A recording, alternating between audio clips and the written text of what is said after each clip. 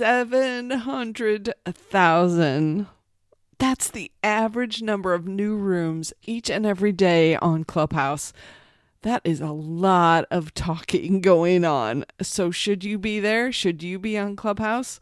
It's 6 months in since my last episode, so let's talk about it today, all about Clubhouse.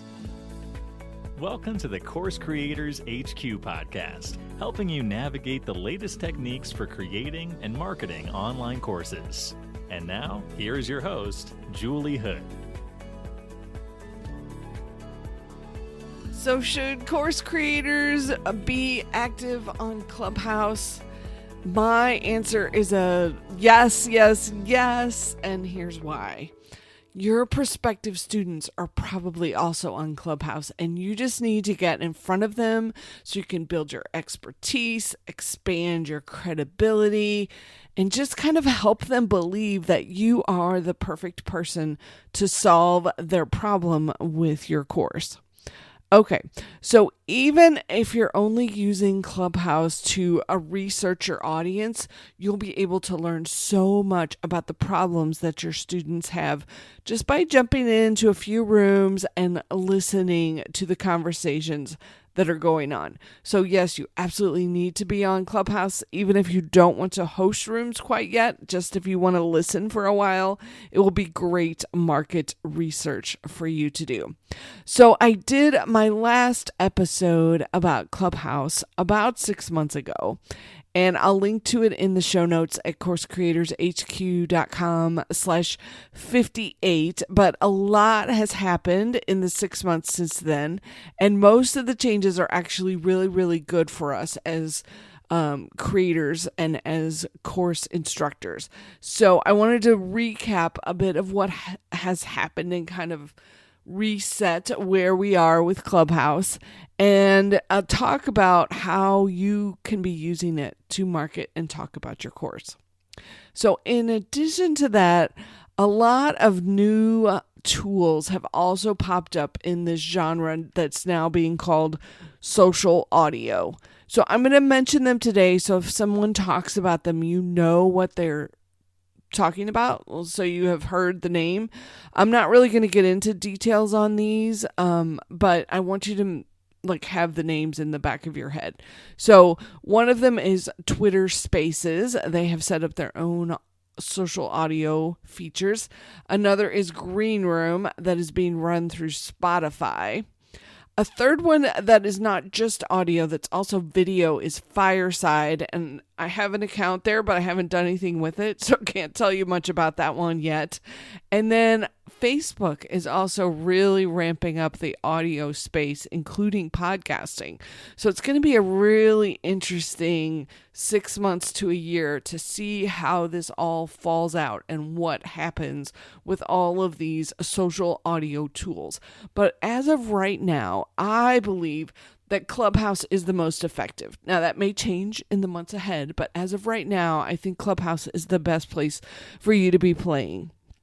Okay, so one of the big challenges with a lot of these really new, super social, social media tools is that they can disappear with the snap of your fingers. So I don't know if anybody remembers way back MySpace, or for a while there was a short video site called Vine, and I remember spending a decent amount of time on Periscope when it first came out. And so those tools all had massive followers, massive audience, and they practically disappeared overnight. Actually, Periscope got bought out by Twitter, so it does sort of still exist. But I wanted to throw that out to you because right now it's August of 2021, and these are my thoughts on Clubhouse as of today. But if you're listening to this episode in the future, my opinion may have changed. They may do something at some point that makes it not such a great place for us as creators to be. So just wanted to throw that out, that this are my opinions as of today, and I reserve the right to change them going forward. Okay, so some of the really positive things that have happened with Clubhouse. First off, the wait list and having to have an invitation to join Clubhouse, that's all gone. It's completely open now. You can join, get your account set up, get up and running. So don't worry about any of that. That's how they started it off, and they were keeping it kind of exclusive. I think it was sort of a marketing technique. Only the cool people could get on Clubhouse at the very beginning, and you had to be invited. So that's all gone. So that's good. The second thing is Android users can now get on Clubhouse. So it's not just limited to iPhone users. So that's fantastic because it has opened up a whole new arena of moderators and speakers and listeners to be on Clubhouse. And one of the things I got to say that I absolutely love about Clubhouse is the audio only platform. And by that, I mean, people get on, we are talking to each other over Clubhouse, but we don't have to be on video. And y'all know, if you've listened to me for a while, I'm not a huge, I don't like to be on video. So anything I could do where I don't have to do hair and makeup and I don't have to look good on the screen the whole time, really my favorite. So podcasting at the top of my list, also Clubhouse at the top of my list, because I can do them whenever and whatever I'm doing. And the second piece of that is because it's audio only, people can be on there while they're doing other things. So they can be listening while they're exercising. They can be listening while they're in the car. They can be listening while they're making breakfast or washing dishes or doing chores. And that's not things that you could do if you had to be, let's say, on a live and watching a video. You couldn't multitask in that way. So I really personally like that. I think it expands our audience and lets us get in front of more people. The other thing I think that's very interesting about Clubhouse is it's not recorded. So there is some of this worry and fear about missing out, to where if you miss out on a room, it's sort of gone. And that adds another level of, I think people are more willing to chat because they know that once the room's over, it's done and it's gone. Now, I have found a new tool that will let us, it's in beta right now, that will let us do recordings of Clubhouse rooms. You absolutely must tell your audience that you're recording. You have to put the little red dot in your description of your room, because it will break the Clubhouse terms of service if you don't tell people that you are recording them. So you don't want to get shut down or get kicked out because you're recording and not telling people. So I will include the link to this beta tool. I've used it. Obviously, if you listen to last week's episode, I included part of a recording that I did from Clubhouse in episode 57. So this is just another piece of the puzzle with Clubhouse, the recording or the not recording.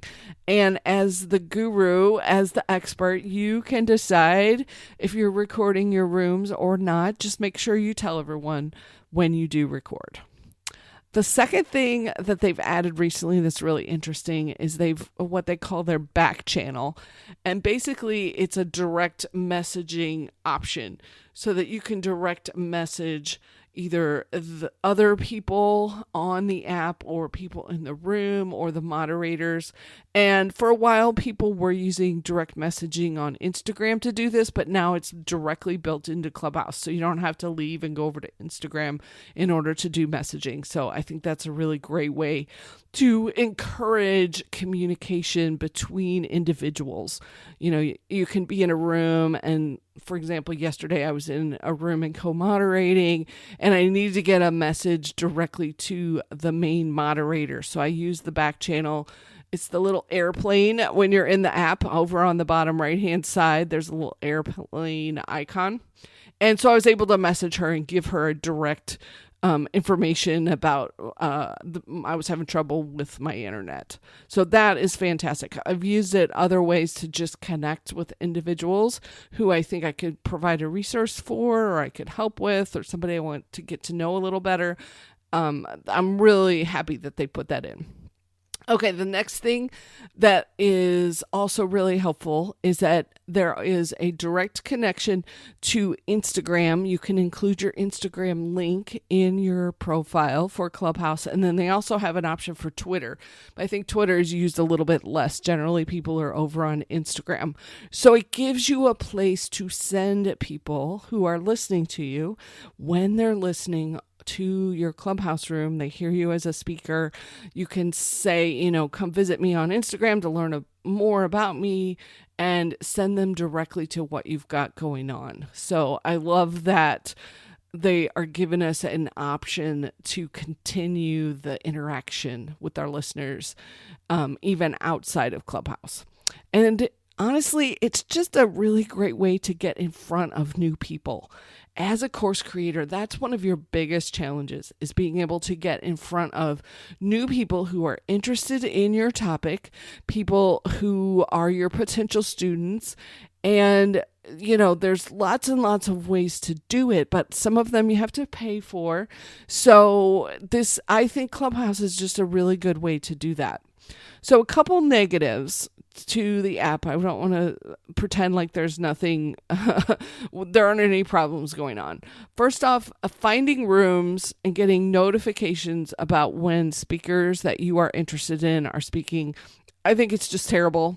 I got to be honest. I don't think they're doing a good job with it. They're trying to improve it. We'll see if it gets better.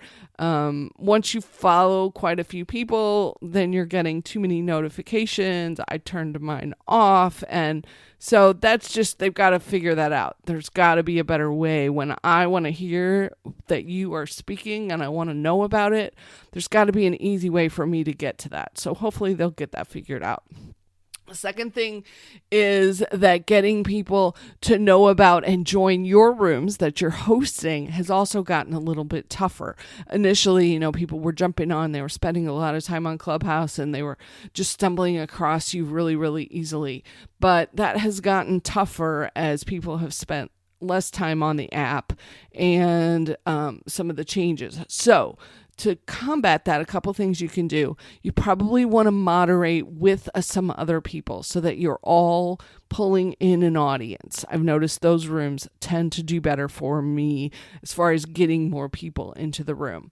The second thing I've noticed is that if you can stick around for a while, a lot of times my rooms will take off after I've been in there at least 40 minutes or sometimes even an hour. Sometimes the rooms will take off and get a lot more visibility. I think because people are sticking around, then Clubhouse goes, ooh, this is a good room. Let me tell more people about it.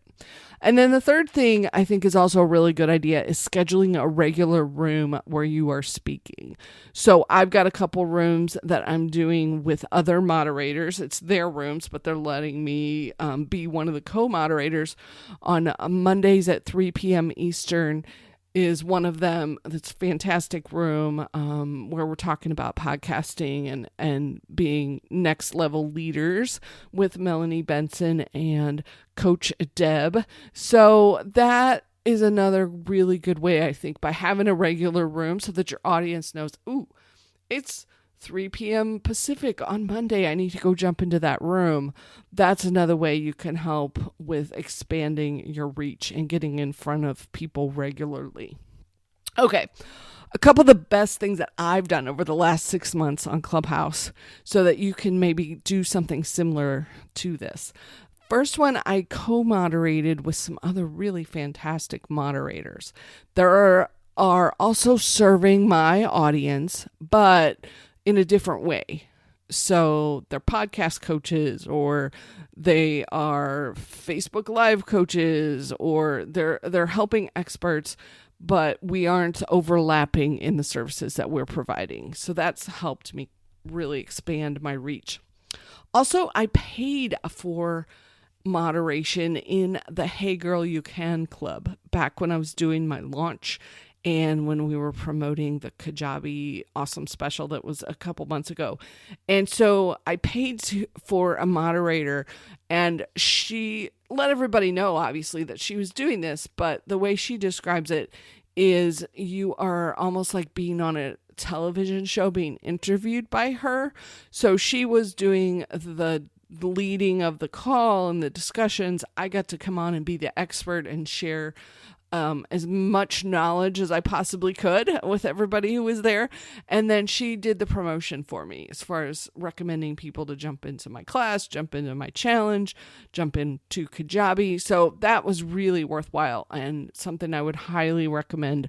So you can look for the Hey Girl You Can Club if your audience is women, and consider using that option. And then I've joined a bunch of different clubs that are all in my sort of area. Now you have to be careful if you want to just be talking about your professional life, or if you want to see rooms for your personal interests too, because the hallway, which is where they show you all the different rooms that are available, is primarily based on who you're following in the clubs that you have joined. So you sort of have to be careful about who you follow and clubs that you join so that your hallway contains the content that you want. And if by chance you start seeing rooms that you don't want to show up, you can press down and hold on the room in the hallway, and then it'll pop up and say, hide rooms like this, so that you don't see more rooms like that. So if that starts happening to where you're getting in rooms showing up that you don't want to see, that's one way to sort of hide them and kind of clean it up a bit more.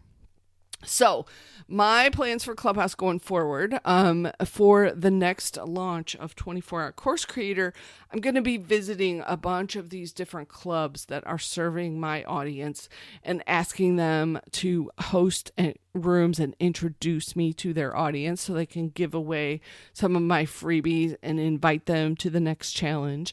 And I'll keep you updated on Clubhouse, and we'll just see where it's going, what's working, what's not. What at some point, maybe it won't be a thing that I recommend, but right now I do think it's a good place for you. But if you're kind of intrigued and you want to figure out more, definitely let me know. So I'm adding a new feature, a new program, and it's a VIP day to where I'm helping people either get their courses set up and kind of have the roadmap for where they're going with a course, or if they're interested in like, how the heck do I market this thing? I have this course created. How the heck do I get it out there and get it in front of my audience? So I've only got 2 openings right now for VIP days because my schedule is so full. But if you think you might be interested, please message me on either Facebook or Instagram, and we can talk about it and decide, if I'm the right fit for you. And so if you're interested, please jump in right now before the spots all fill up. I don't want you to miss out on that. So I'm so glad that you are listening and you're here for the Course Creators HQ podcast. I hope you enjoyed this little update on Clubhouse and that it inspires you to come jump in and join us for the Course Creators HQ Club, or join me for an upcoming room. I will link to my profile in the show notes at coursecreatorshq.com/58. I'll link to my profile so that you can also come see when I'm speaking next. So hope everything's going well for you this week. We're about to hit September and jump in to the new school year for the kids. So it always feels like a clean slate for me. So I hope it feels that way for you, that you're going to jump into some new projects and jump into some new things. So thanks so much for listening. Thanks for following and subscribing. If you're in your podcast app in Apple, click those 3 little dots up at the top right and you can follow and leave us a 5-star review if you found anything helpful from today's episode. I really appreciate it. And it helps me get in front of more course creators who are out there looking for advice. So thanks so much. Have an amazing week, and I will talk to you on the next episode. Take care.